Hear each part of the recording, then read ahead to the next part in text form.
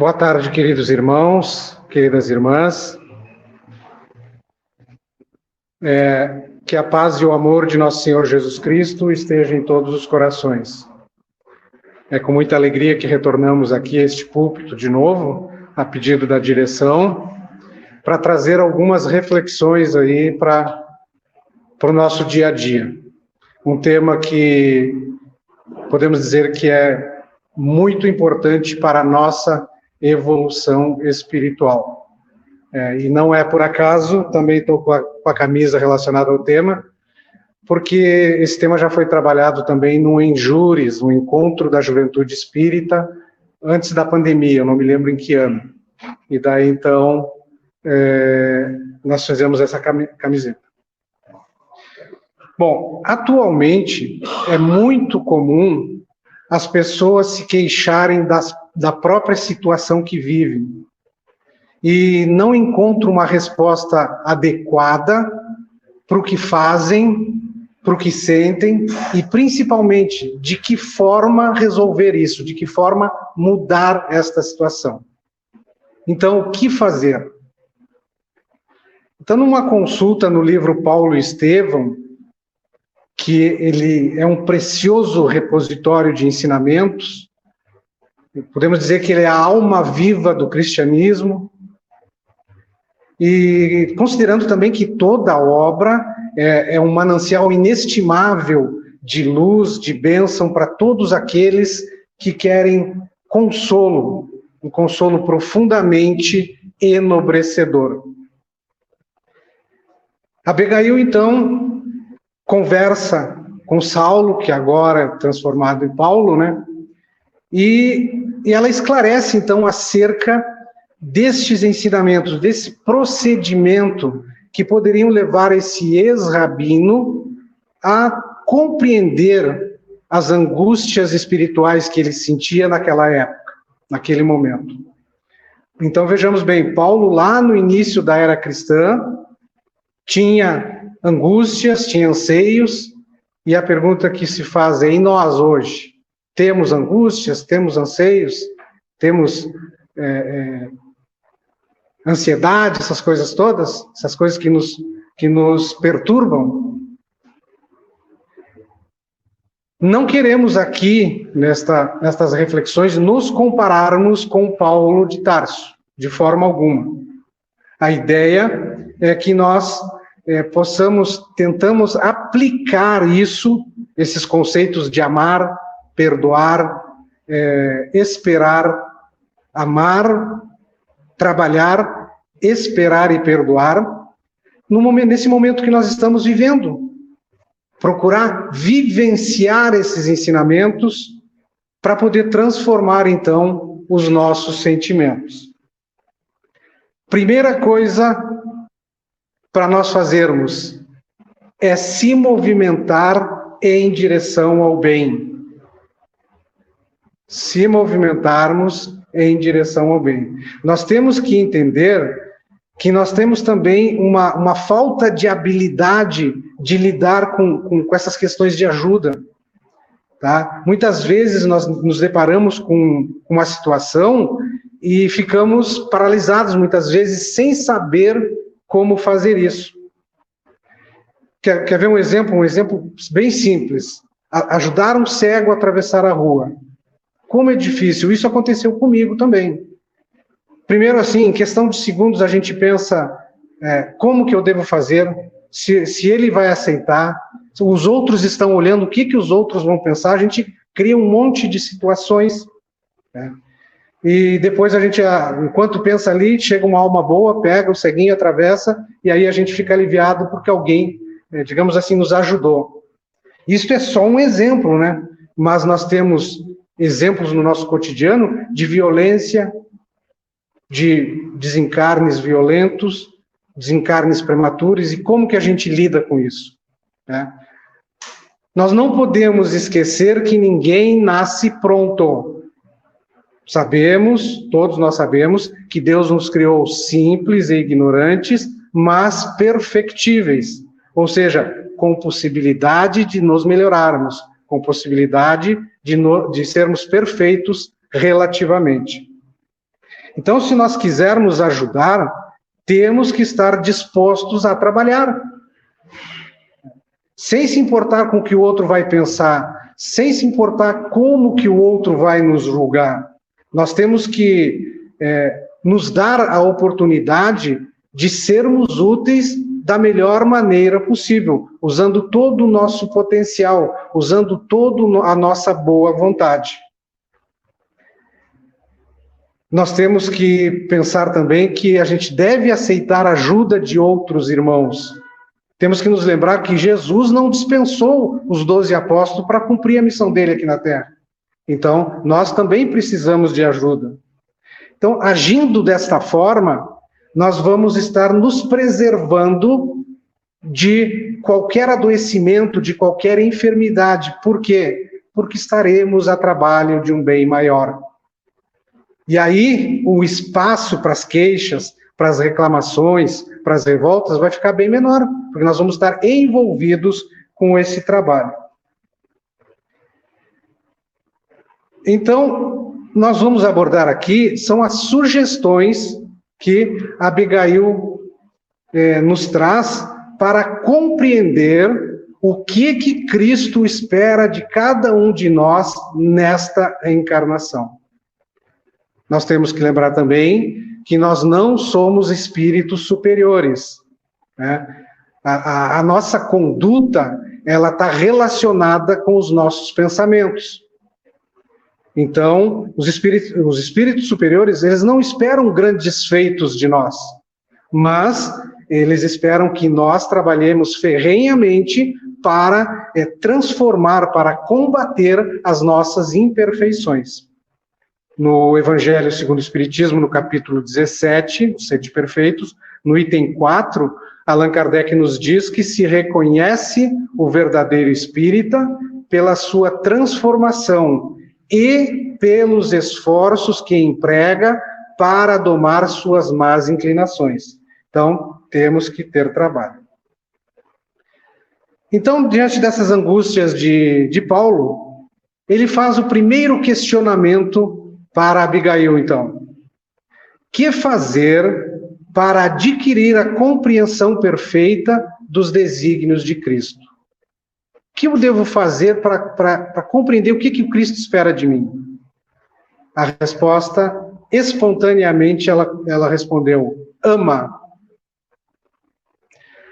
Nos nossos conflitos existenciais, todos nós, inegavelmente, nos questionamos sobre a nossa missão na Terra. Por que estamos aqui? O que viemos fazer aqui?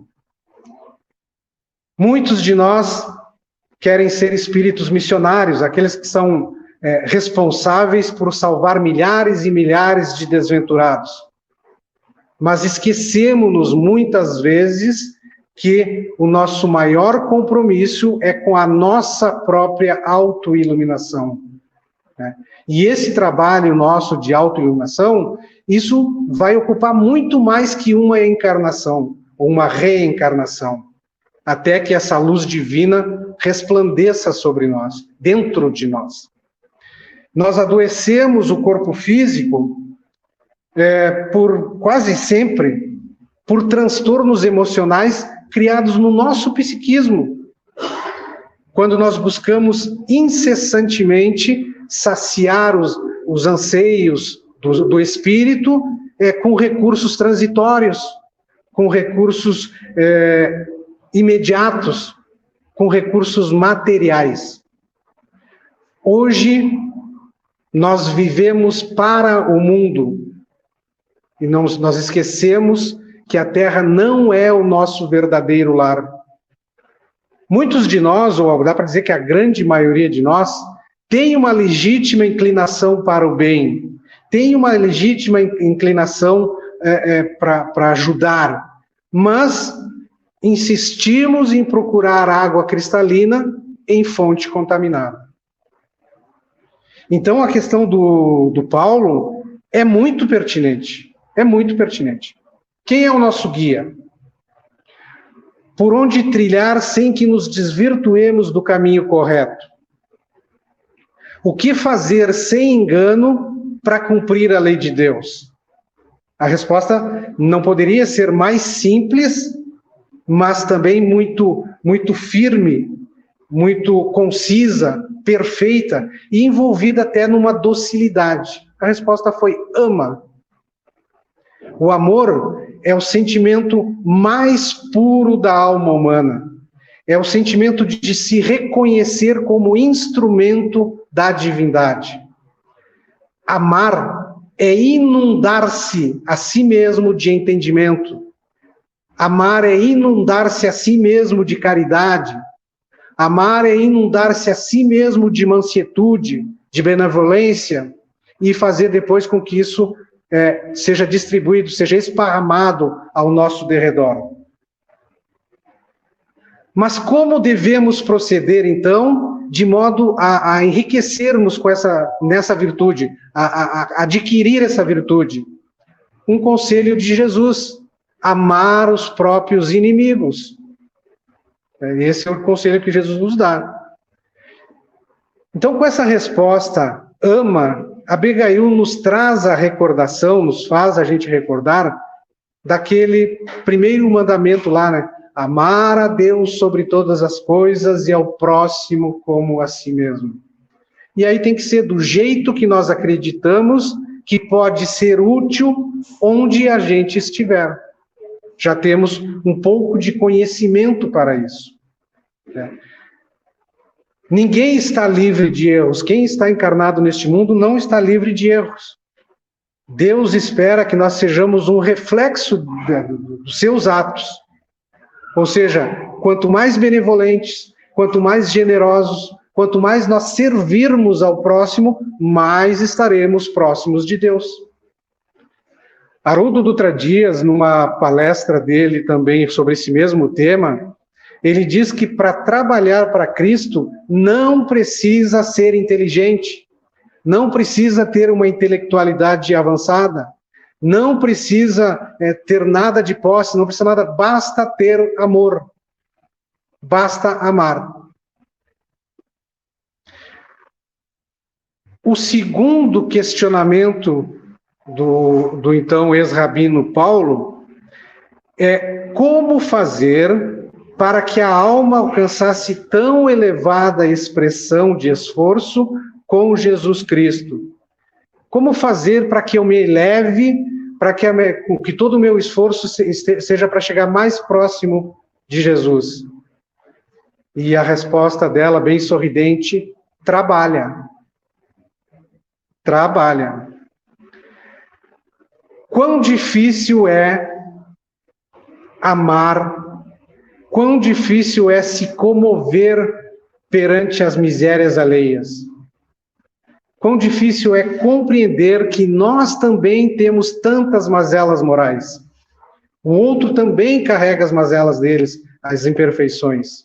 Então é por isso que todos nós erramos.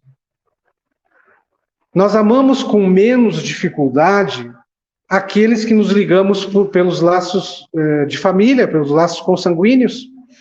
Mas quão difícil é amar aqueles que são menos íntimos para nós e que muitas vezes nos fazem mal, nos infligem o mal.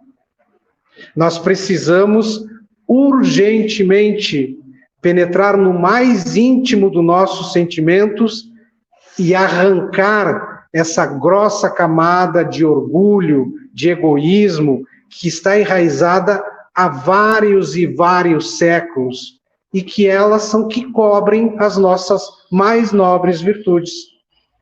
O trabalho é um labor incessante para o espírito imortal. Neste mundo que podemos dizer que é voltado para as aparências, mergulhar dentro de si é uma tarefa penosa, mas é necessária em benefício do nosso aprimoramento espiritual. Necessitamos submeter o nosso espírito a esse buril do aperfeiçoamento moral, com coragem, com perseverança, com persistência, e só assim nós vamos vencer, pouco a pouco, estas más inclinações, como está escrito lá no capítulo 17 do Evangelho. Hoje nós respeitamos, amanhã nós compreendemos, mais tarde nós amaremos. Então, é um exercício gradativo, mas, porém, incessante, não para nunca. Abigail tinha razão. É necessário trabalhar na obra de aperfeiçoamento interior. Cada um trabalhar dentro de si. As ocupações materiais são necessárias para a sobrevivência dos homens, para o bem-estar de todos os povos, porque é delas que se operam todas as atividades da sociedade e é em todos os países, né? E é com elas que acontecem as trocas de experiências. Mas quanto às ocupações espirituais, Jesus nos esclarece que a seara é grande, mas os trabalhadores são poucos. No livro Filosofia Espírita, do Espírito Miramês, ele faz um comentário da questão 675 do Livro dos Espíritos, e ele nos diz assim, um trecho ele nos diz assim: coloquemo-nos em disposição de servir ao bem, começando pela família e estendendo os benefícios aos demais círculos da nossa ação. Esta pergunta 675 do Livro dos Espíritos, a resposta dela, ela nos diz, ele pergunta relacionada ao trabalho, e aí a resposta, os espíritos superiores nos dizem que toda ocupação útil é trabalho.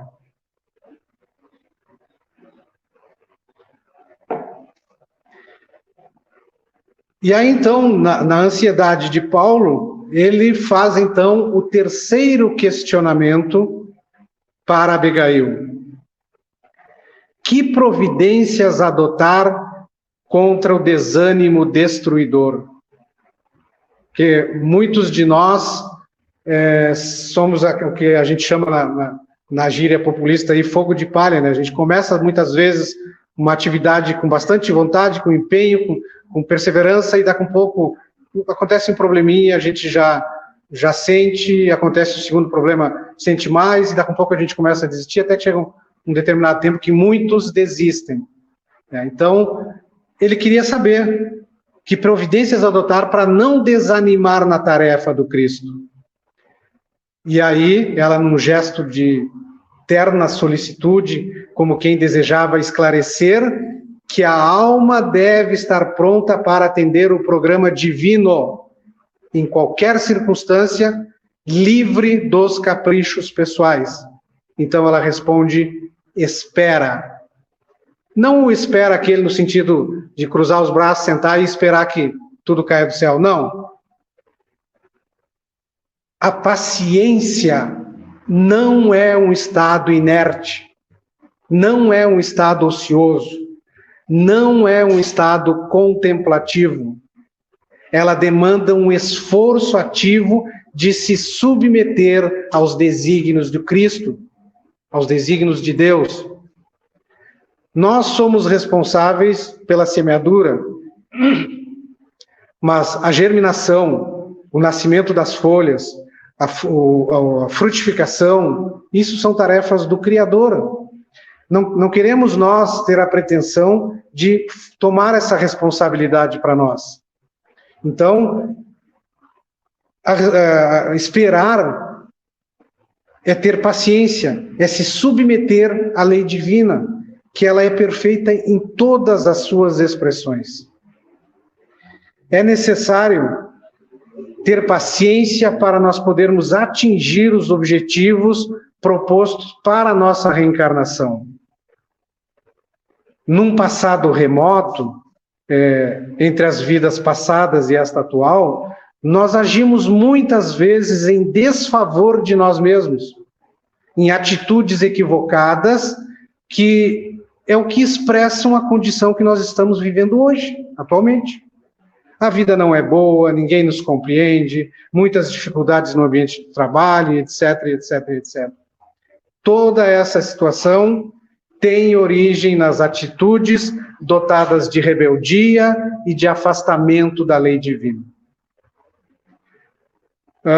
Winston Churchill foi primeiro-ministro inglês no século passado, no século XX, e ele tem uma frase que eu achei que cabia aqui, cabe mesmo. Ele diz assim: construir pode ser a tarefa lenta e difícil de anos. Destruir pode ser o ato impulsivo de um único dia. Então, temos que ter paciência. Temos que ter paciência. Não vamos conseguir nada se nós colocarmos as nossas ansiedades, as nossas angústias à frente de tudo. E o quarto indagamento de Paulo para Abigail: como conciliar as grandiosas lições do Evangelho com a indiferença dos homens? Ninguém dá bola, ninguém quer saber disso. Como eu faço para poder levar isso até eles, se eles não estão dispostos a ouvir?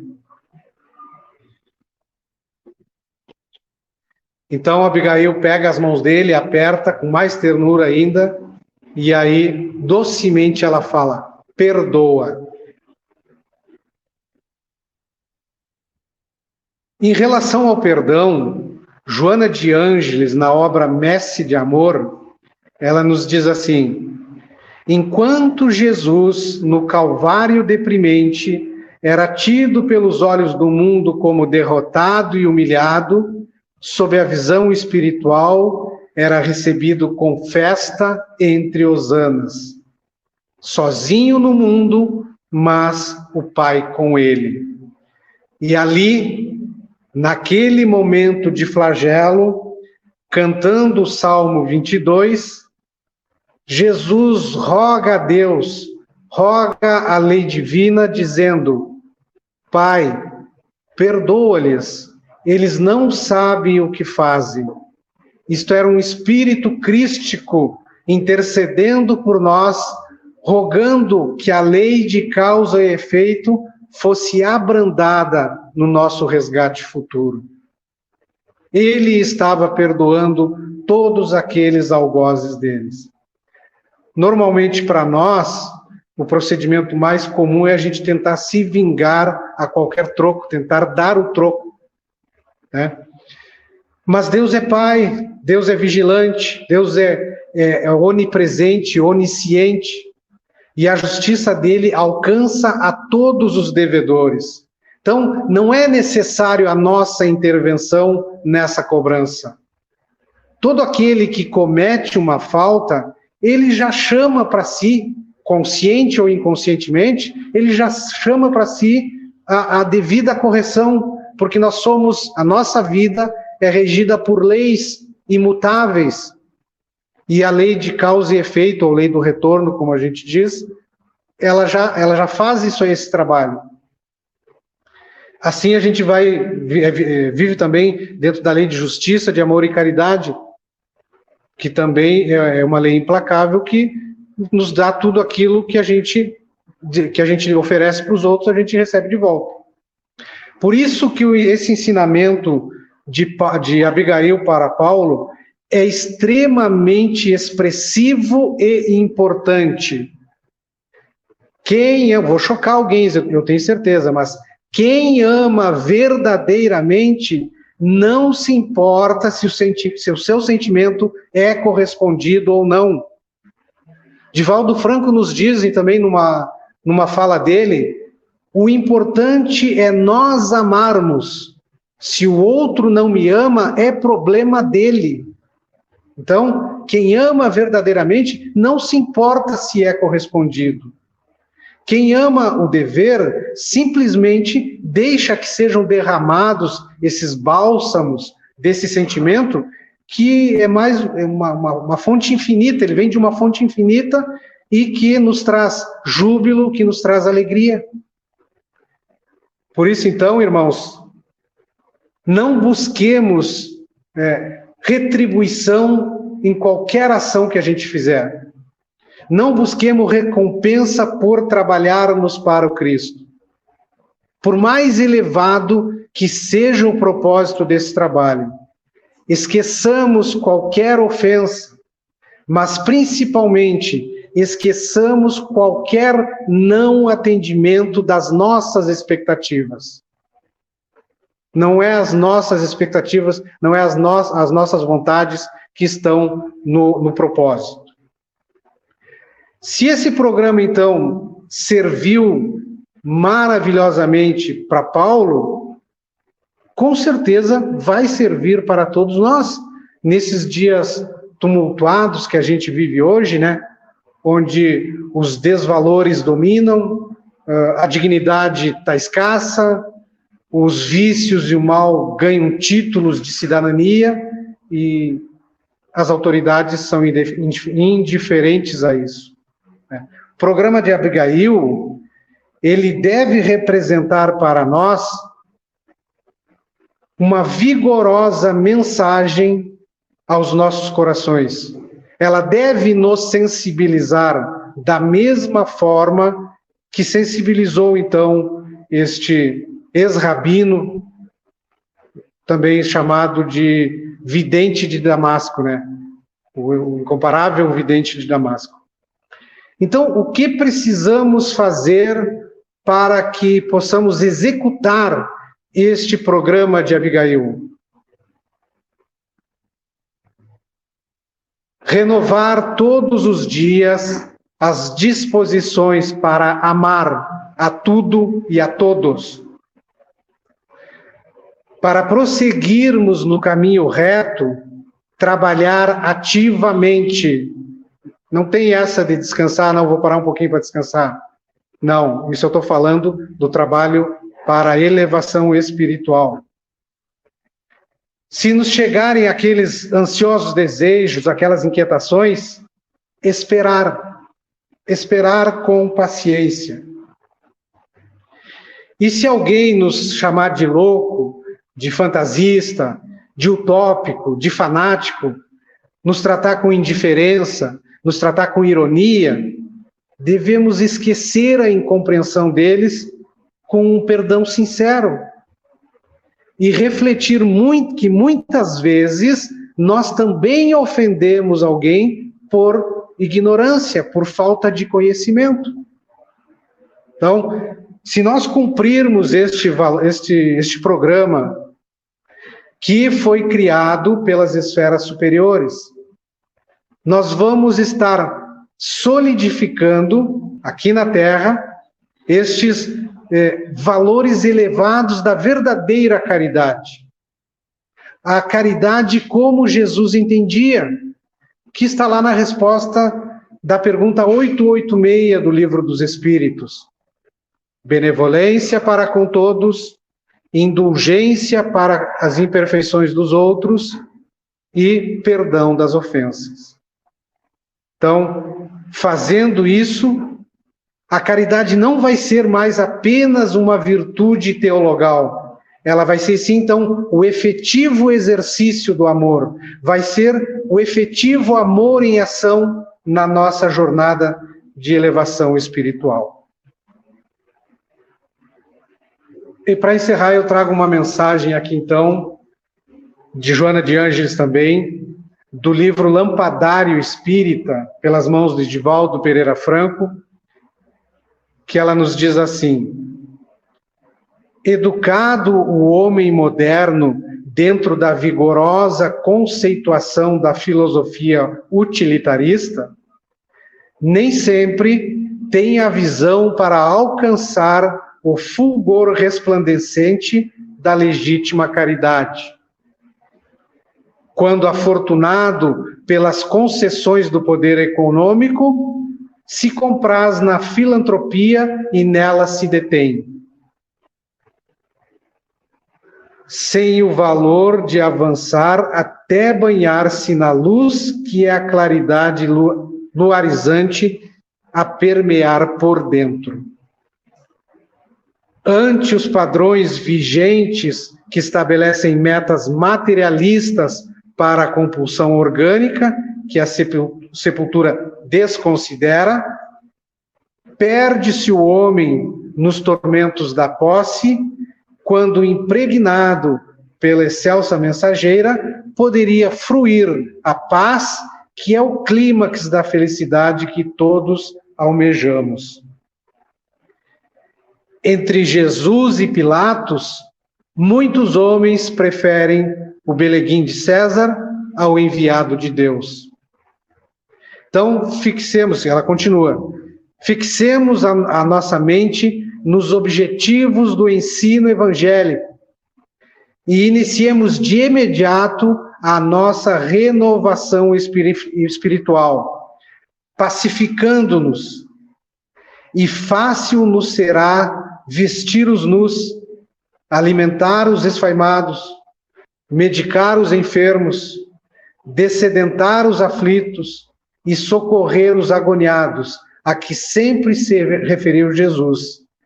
E a caridade refletirá luminescências através de todos nós, em torno de nós, fazendo-nos ditosos e, por fim, vencedores das próprias imperfeições, realizando nos objetivos essenciais a que nos propomos nesta existência.